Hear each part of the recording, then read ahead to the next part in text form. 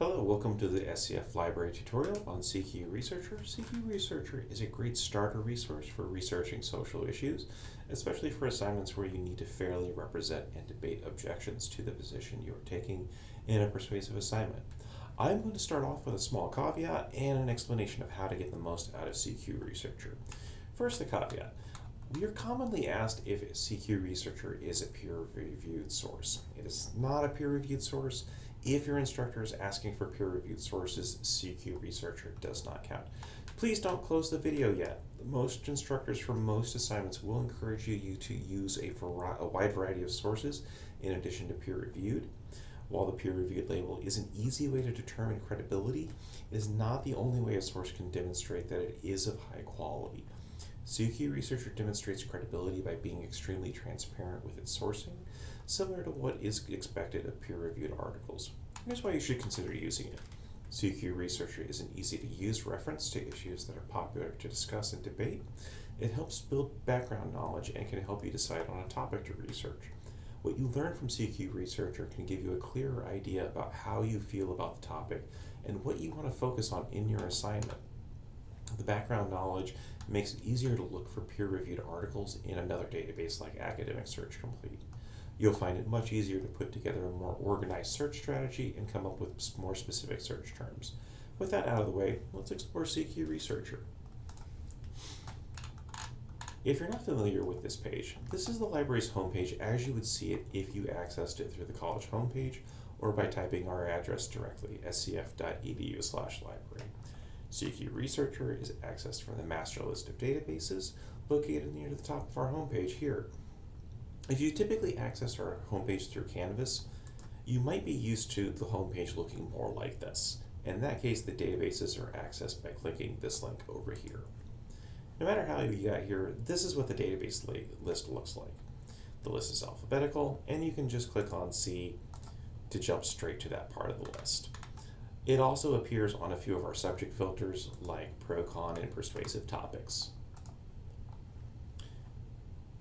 Once you've found it, click the link. If you're not logged into MySCF, you may be asked to log in.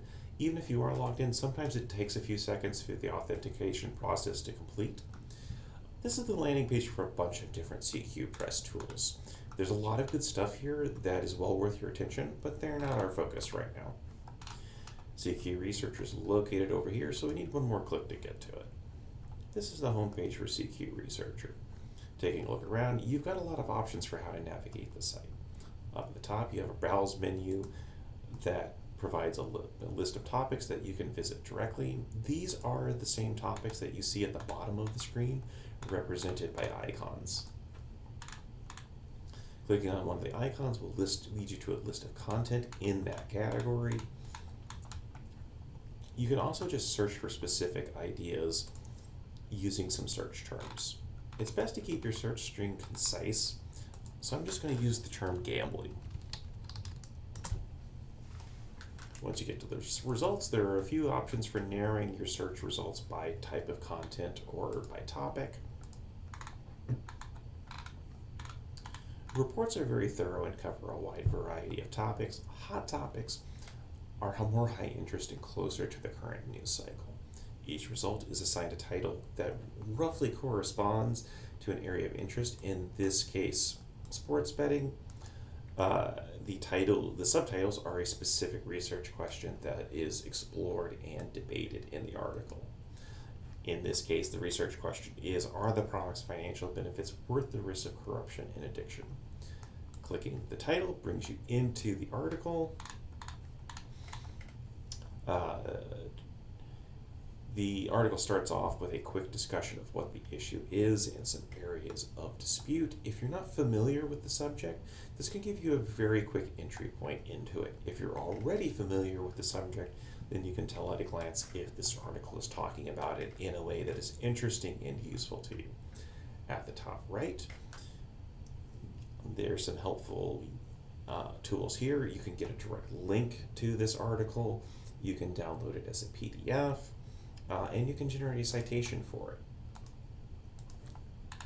When using the citation tool, please double check that the formatting to ensure that the citation is correct. This one, for instance, does not have a hanging indent, and if I copy and paste it into another document, the parts that are in italics might revert back to normal.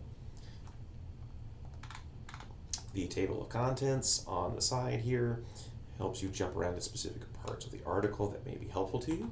Most of these are self-explanatory, but I'll highlight a few that are especially useful. Pro-Con is particularly helpful because it highlights two responses debating a question related to the overall topic. Click to expand their responses. The pro and con responses get right to the point and provide some insight into how people with different priorities and experiences engage with this topic. The discussion questions can also be helpful if you're having trouble thinking about your next step when it comes to researching this topic. The bibliography points out books and articles that can elaborate on different aspects of the topic. Most of these are from professional news sources, so they would not be considered scholarly or peer-reviewed, but as I said earlier, most assignments have room for a variety of sources, and it's hard to do research on social issues without using any news media. That is, after all, how we usually find out about current events. Additionally, many of these reports do cite some scholarly sources under reports and studies. These would generally be considered stronger sources by your instructor. Finally, the footnotes section functions as the works cited page for the article. This is another good place to find information on any aspect of the topic that left you with unanswered questions. Just like a robust works cited page or references page, this is also an invitation to scrutinize the information the author is relying upon and come to your own conclusions. That's pretty much it. Compared to some other academic databases, CQ Research is easy to use. It's great for finding debate topics and building greater understanding of the divisions around an issue. In particular, it does a good job of treating the different sides of a debate with respect, which makes it a good resources when you need to demonstrate that you understand dissenting opinions well enough to debate them in a fair and serious manner. If you are unsure if CQ Researcher is a valid source for your assignment, remember to read your assignment descriptions carefully. If you are being asked for peer-reviewed sources, CQ Researcher is not peer-reviewed. If you are being asked for scholarly or credible sources, then CQ Researcher is a great source. Remember that your instructor does have final say on what sources you can or cannot use, but your SCF librarians are here to help you with finding sources within those guidelines. If you have any questions about using CQ Researcher or any other research activity, including citations, searching for information, or questions that defy categorization, ask a librarian. We're always happy to provide hands-on assistance in person at all 3 campuses or online.